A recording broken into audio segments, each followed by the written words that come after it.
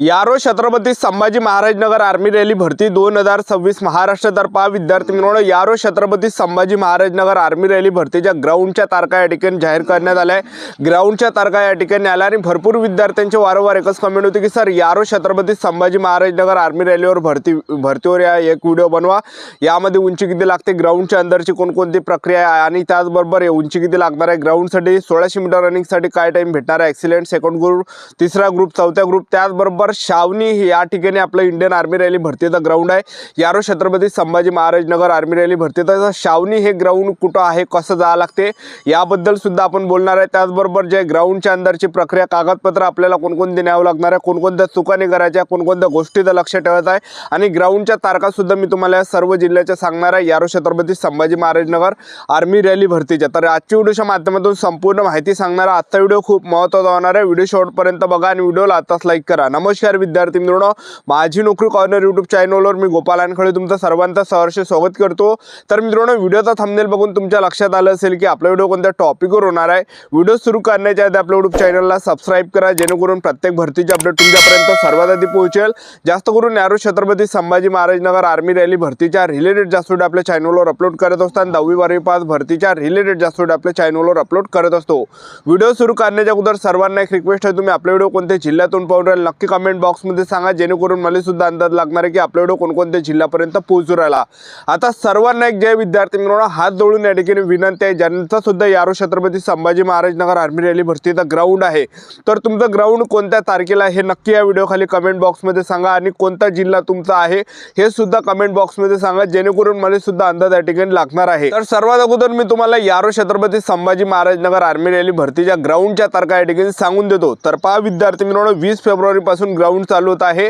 यारो छत्रपती संभाजी महाराज नगर army rally भरतीचा शावनीमध्ये ground आहे। शावनी हा जे विद्यार्थी मित्रांनो आर्मीचा कॅम्प आहे, मोठा कॅम्प त्या ठिकाणी आहे, तर शावनी त्याला म्हटलं जाते, एक लक्षात ठेवा। तर इथं आपलं या ठिकाणी ग्राउंड आहे यारो छत्रपती संभाजी महाराज नगर मध्ये, ठीक आहे। रेल्वे स्टेशन पासून किती दूर आहे ते सुद्धा पुढे आपण तुम्हाला सांगणार आहे। तर पहा 20 फेब्रुवारीला जे नांदेड जिल्ह्याचं ग्राउंड आहे, त्याचबरोबर जे आहे 21 फेब्रुवारीला परभणी जिल्हा आणि हिंगोली जिल्ह्याचा ग्राउंड आहे, जीडीचाच ग्राउंड आहे आणि 20 फेब्रुवारीला सुद्धा नांदेड जिल्हा जीडीचाच ग्राउंड आहे। त्याचबरोबर 22 फेब्रुवारीला बुलढाणा जिल्ह्याचा ग्राउंड आहे, जीडीचाच ग्राउंड आहे। 23 फेब्रुवारीला जालना जिल्ह्याचा ग्राउंड आहे, जीडीचाच ग्राउंड आहे। 24 फेब्रुवारीला ग्राउंड आहे जळगाव जिल्ह्याचा, जीडी वाल्यांचाच ग्राउंड आहे। त्याचबरोबर 25 फेब्रुवारीला छत्रपती संभाजी महाराज नगर जिल्हा आहे, जीडीचाच ग्राउंड आहे आणि 26 फेब्रुवारीला क्लर्कचं पूर्ण ग्राउंड आहे। त्याचबरोबर 27-28ला टेक्निकलचं या ठिकाणी ग्राउंड आहे, लक्षात ठेवा, ठीक आहे।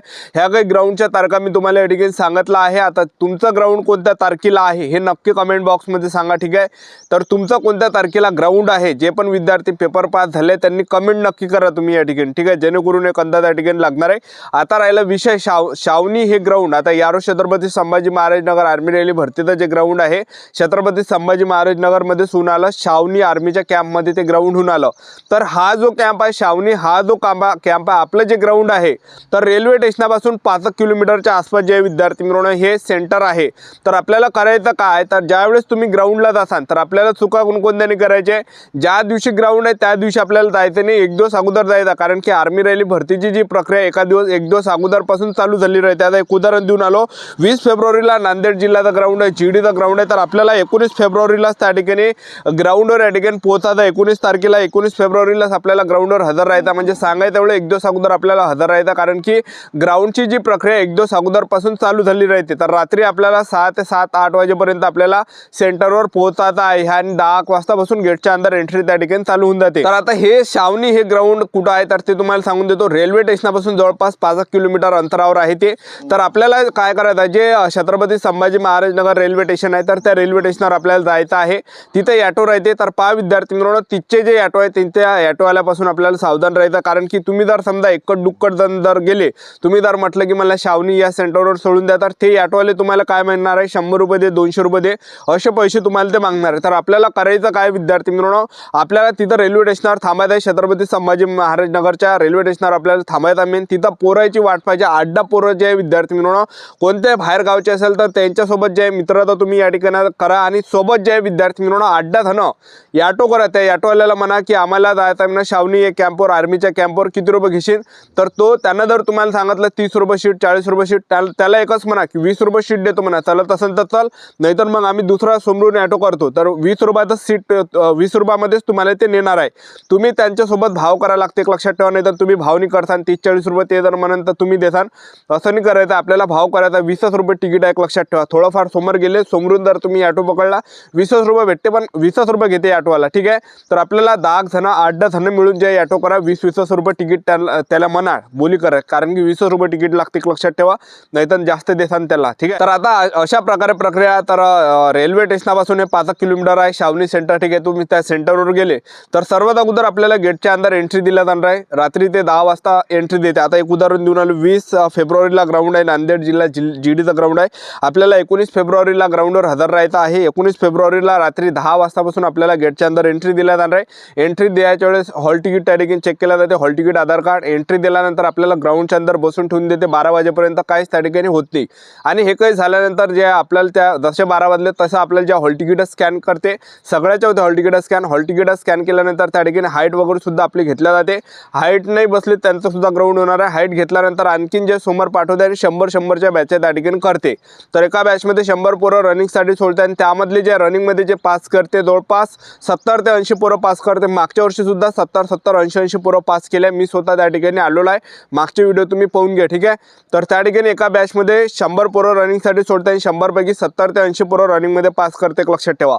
ॲक्सिडेंटसाठी तो टाईम भेटणार आहे. 5 मिनिटापर्यंत आपल्याला ॲक्सिडेंटसाठी टाईम भेटणार आहे आणि 5-5.5 मिनिटापर्यंत सेकंड ग्रुपसाठी, त्याचबरोबर 6 मिनिटापर्यंत आपल्याला तिसऱ्या ग्रुपसाठी टाईम भेटणार आहे आणि चौथ्या ग्रुपसाठी जो टाईम भेटणार आहे 6 मिनिट 15 सेकंडपर्यंत टाईम भेटणार आहे. हे झाल्यानंतर आपलं त्या ठिकाणी बसून ठेवलं जाते. शिक्के दिले जाते आपल्या हातात, जे सेकंड ग्रुप, थर्ड ग्रुप, तिसरा ग्रुप, ठीक आहे. हे झाल्यानंतर आपल्याला त्या ठिकाणी बसून ठेवते. त्यानंतर लॉंग जम्प झालं, जिगजॅग झालं, त्याचबरोबर 10 पुलअप्सचा काढायला लावते. हे प्रक्रिया झाल्यानंतर त्या ठिकाणी जे मुलांना जे विद्यार्थी मिळून उंची घेते त्या ठिकाणी 168 सेंटीमीटर उंची लागते. त्याचबरोबर छाती 77 सेंटीमीटर, फुगून 5 सेंटीमीटर भरली पाहिजे. आणि हे काही झाल्यानंतर त्या ठिकाणी वजन वगैरे घेतल्या जाते. 50 किलोच्या वरतं वजन असलं पाहिजे. त्यानंतर आपलं डॉक्युमेंट व्हेरिफिकेशन होणार आहे.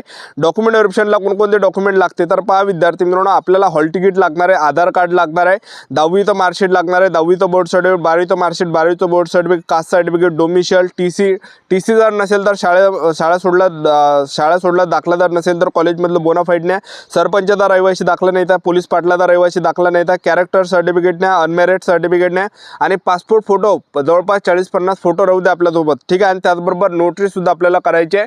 नोटरी जे विद्यार्थी म्हणून आपल्याला करायची आहे, नोटरी खूप इम्पॉर्टंट आहे. नोटरी त्या ठिकाणी चेक केला जाते, एक लक्षात ठेवा. नोटरी कशा प्रकारे करायचं तर पहा, आपल्याजवळ एक फॉर्म आहे नॉन ज्युडिशियल स्टॅम्प पेपर म्हणून. ज्यावेळेस आपण इंडियन आर्मी रॅली भरतीचा फॉर्म भरला होता, सायबर कॅफेला तुम्हाला नॉन ज्युडिशियल स्टॅम्प पेपर म्हणून एक फॉर्म दिला आहे. तर तो फॉर्म घेऊन घ्यायचा, वकिलाच्या घरी जायचा.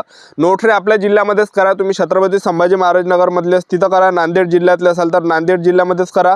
त्याचबरोबर तुम्ही जे विद्यार्थी मिळवणं या ठिकाणी परभणी जिल्ह्यातले असाल तर परभणी जिल्ह्यामध्येच करा. आपल्या जिल्ह्यामध्ये जे विद्यार्थी मिळवणं नोटरी करा. बाकी दुसऱ्या जिल्ह्यामध्ये केलीच चालते, छत्रपती संभाजीनगरमध्ये केलीच चालते, पण आपल्या गावामध्ये केली, आपल्या जिल्ह्यामध्ये जर केली तर ते थोडं आपल्याला सस्ती त्या ठिकाणी पडणार आहे. 100 रुपये लागते नोटरी करायला, जास्त पैसे लागत नाही. 400-500 रुपये जर कोणत्या वकिलानं म्हटलं तर दुसऱ्या ठिकाणी जायचं. तहसीलमधली नोटरी चालणार नाही. तुम्हाला आता सांगून देतो, भरपूर विद्यार्थी काय करते, तहसीलमध्ये जाते, तिथून नोटरी करते. तहसीलमधली नोटरी चालणार नाही. वकिलाच्या घरी जायचं. ॲडव्होकेट त्यांना म्हटलं जाते, गल्लोगल्ली जिल्ह्याचे त्यांचे घरं राहते, त्यांच्या घरी जायचं आणि त्याला म्हणा मला नोटरी करून देतो, बरोबर देते, ठीक आहे. अशा प्रकारे प्रक्रिया. चॅनल सबस्क्राईब करून द्या, वेळोवेळी अपडेट देता राहणार. आजच्यासाठी तास थांबतो. भेटूया नेक्स्ट व्हिडिओमध्ये. जय हिंद, जय